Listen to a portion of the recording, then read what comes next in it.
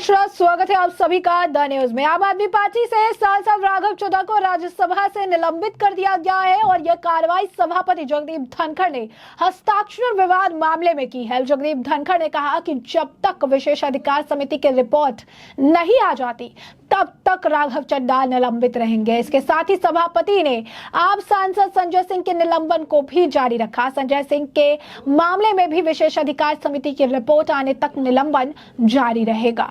वहीं अब आपको बता दें कि राघव चड्ढा के सस्पेंशन पर जो है अब इनके द्वारा प्रेस कॉन्फ्रेंस की गई, जिस प्रेस कॉन्फ्रेंस में संजय सिंह भी मौजूद रहे और यहाँ पर राघव चड्ढा काफी कुछ कहते नजर आए। उन्होंने एग्जाम्पल देकर अपनी चीजों को सही बताया, साथ ही साथ अब बीजेपी को चैलेंज भी किया और कहा कि मैंने इनका झूठ एक्सपोज किया, इस वजह से मेरे साथ ऐसा हो रहा है। उन्होंने कहा कि मैं बीजेपी को चैलेंज करता हूं कि मुझे वो कागजात दिखाए जिस पर हस्ताक्षर की बात ये कर रहे हैं।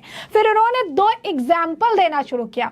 एक एग्जाम्पल उन्होंने बर्थडे पार्टी का दिया, दूसरा एग्जाम्पल उन्होंने पत्रकारों को लेकर दिया। उन्होंने कहा कि आप इस तरीके से इसे समझिए कि मेरा जन्मदिन है और मैंने 10 लोगों को इन्विटेशन दिया, 8 लोग मेरे इन्विटेशन पर आ गए और 2 लोग जो है वो मेरे इन्विटेशन पर नहीं आए और उसके बाद वो मुझे कहते हैं कि तुम्हारी हिम्मत कैसे हुई मुझे इनवाइट करने के लिए। उन्होंने कहा कि जब भी कोई इस तरीके की कॉम्प्लिकेटेड बिल आती है, जिस बिल पर हम चाहते हैं कि मत से नहीं बल्कि जो है मत से फैसला ना हो बल्कि इस पर चर्चा हो, तब उसके लिए जो है एक कमेटी का गठन होता है जिसमें आप नाम प्रस्तावित करते हैं और नाम में आप किसी का भी प्रस्तावित कर सकते हैं।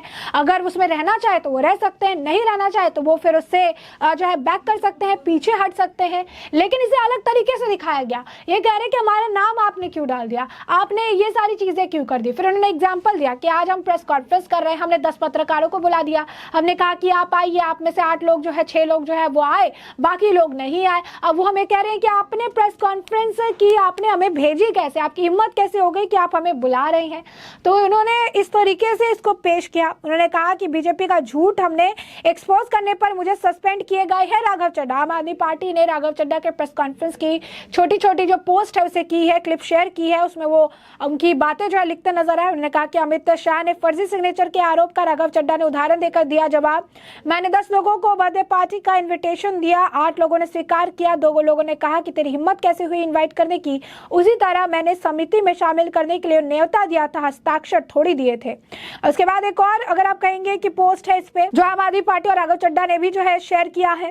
राघव चड्ढा ने कहा है कि मैं बीजेपी वालों को चुनौती देता हूं, वो कागज दिखाओ जिसमें फर्जी हस्ताक्षर हुए हैं। बीजेपी अफवाह झूठ फैलाने की फैक्ट्री बन गई है। उन्होंने फिर कहा कि जैसे मैंने अपने बर्थडे पार्टी के इन्विटेशन वाली चीज जो है वो कहते नजर आए कि 2 लोग नहीं आए, उसी तरीके से सेलेक्ट कमेटी में भी मैंने बस नाम का चीज जो है आगे किया था, आगे उनको रहना है नहीं रहना है उनके ऊपर थी। उन्होंने इसलिए कहा कि आम आदमी पार्टी ने, राघव चड्ढा ने ऐसा उदाहरण देकर बीजेपी को एक्सपोज किया है, मोदी जी ने सस्पेंड ही करा दिया। तो यह आम आदमी पार्टी द्वारा झूठ पर सजा रहा है। वहीं आपको बता दें कि आम आदमी पार्टी के जो सांसद है सुशील गुप्ता, उन्होंने राघव चड्ढा के सस्पेंशन पर बयान दिया और उन्होंने कहा कि जो सरकार है ये से एक तरफा फैसला ले रही है और संसद के अंदर और ऑपोजिशन की जो साइड है उसे वो सुनी नहीं रही है और जो मुझे लगता है कि बिल्कुल जो है गलत है, उन्हें दूसरे की साइड भी सुननी चाहिए। तो आप देखेंगे कि किस तरीके से राघव चड्ढा भी इस पर प्रतिक्रिया दे रहे हैं, अपनी बात साफ तरीके से रख रहे हैं, अपनी बात कह रहे हैं। दूसरी तरफ जो है आम आदमी पार्टी भी इस मामले को लेकर चीजें कह रही है। लोगों की प्रतिक्रियाएं भी देखने के लिए मिली है, लोग जो है इस बात से नाराज नजर आए, उनके एग्जाम्पल लोगों को पसंद नहीं आए। एक व्यक्ति अरविंद पांडे, उन्होंने ट्वीट करके लिखा कि चड्ढा जी, माना कि रूल में दस्तखत या लिखित सहमति अनिवार्य नहीं है किंतु प्रस्तावित सदस्य की सहमति अनिवार्य है। आपने प्रेस वार्ता में यह दावा नहीं किया कि आपने सुधांशु त्रिवेदी या अन्य सदस्यों की मौखिक ही सही सहमति ली थी। इसीलिए एक बार देश को यह भी बताइए कि आपने अलिखित हस्ताक्षरित सहमति ली थी, मौखिक ही सही लेकिन बिना सहमति लिए अगर आप अपनी शादी या बर्थडे पार्टी में अमेरिका और रूस के राष्ट्रपति का नाम लिखकर किसी टीवी वाले को बताएंगे कि ये लोग आपकी शादी या बर्थडे पार्टी में आपसे मेहमान के रूप में रहेंगे, तो इस कार्य को क्या कहा जाएगा, ये भी बता दीजिए।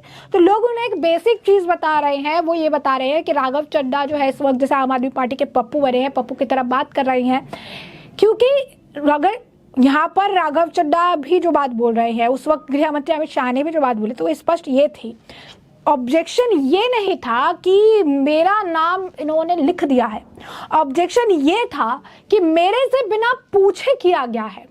तो इन दोनों में बहुत डिफरेंस है। वो लगातार जो आम आदमी पार्टी है जो बरगलाने का प्रयास कर रही है, पूरे मामले को घुमाने का प्रयास कर रही है।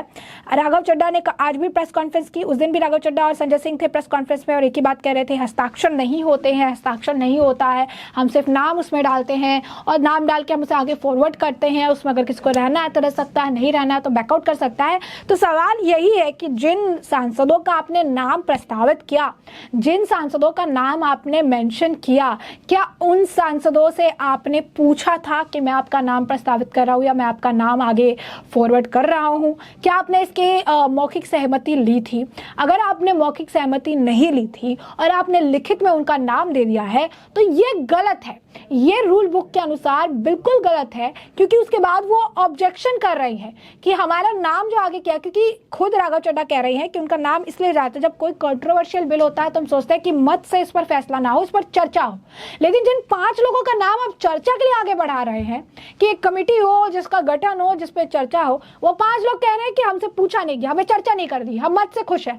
तो फिर आप कैसे किसी का नाम आगे बढ़ाकर ये कह सकते हैं कि इस मामले पर चर्चा जो हम चाह रहे थे मैंने आगे रख दिया, होना है तो होएगा, नहीं होना है तो वो पीछे हट जाएंगे? अरे जिसका नाम आपने रखा उसे तो आपको पूछना चाहिए कि आप क्या चर्चा में इंटरेस्टेड हैं। हम यहाँ पे मत से करा रहे हैं, हमें पता है कि राज्यसभा में मेजोरिटी जो है इनके साथ, एनडीए के साथ है, बीजेपी के साथ है, लेकिन हम मत से नहीं चाहते हैं क्योंकि हमारे पास मेजोरिटी नहीं है। हम चाहते हैं कि इस पर चर्चा हो, लेकिन चर्चा के लिए भी तो एक आपको मेजोरिटी चाहिए कि इतने लोग जो है वो चाहते हैं कि चर्चा हो, इतने लोग जो है कमेटी का हिस्सा बनना चाहते हैं, इस मुद्दे पर चर्चा करना चाहते हैं। तो जिन लोगों का नाम कमेटी में चर्चा के लिए डाला, क्या उन लोगों से मौखिक रूप पर आपने पूछा?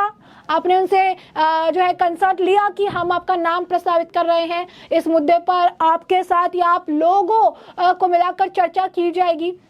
वो मानिए इंटरेस्टेड नहीं है चर्चा करने में, वो मत से सहमत है। तो ये चीज अगर एक सांसद है आप, तो ये एक बहुत बेसिक रूल है जो आपको पता होना चाहिए, जो हम नहीं, जो कमेंट सेक्शन में लोग भी कह रहे हैं कि आप बर्थडे पार्टी का एग्जाम्पल दे रहे हैं, लेकिन बर्थडे पार्टी और पार्लियामेंट एक नहीं है। बर्थडे पार्टी और पार्लियामेंट का अंदर का काम एक तरीके से नहीं होता है। बर्थडे पार्टी आपका है, आप किसी को भी इनविटेशन के लिए बुला दो, आप उनको बुलाओ, उन्हें खाना खिलाओ, वो आपकी बात है। लेकिन संसद में अगर कोई सेंसिटिव टॉपिक, एक तरफ कहते हैं कि सेंसिटिव मुद्दा है, कंट्रोवर्शियल बिल है, उस पर चर्चा चाहिए, दूसरी तरफ उसकी तुलना बर्थडे पार्टी से कर देते हैं। एक तरफ कहते हैं कि वो नाराज हो गए कि हमारा नाम क्यों प्रस्तावित कर दिया, दूसरी तरफ कहते हैं कि बर्थडे का इन्विटेशन भेजा था और वहां पे 2 लोग नहीं है तो कहा बर्थडे का इन्विटेशन कैसे भेज दिया।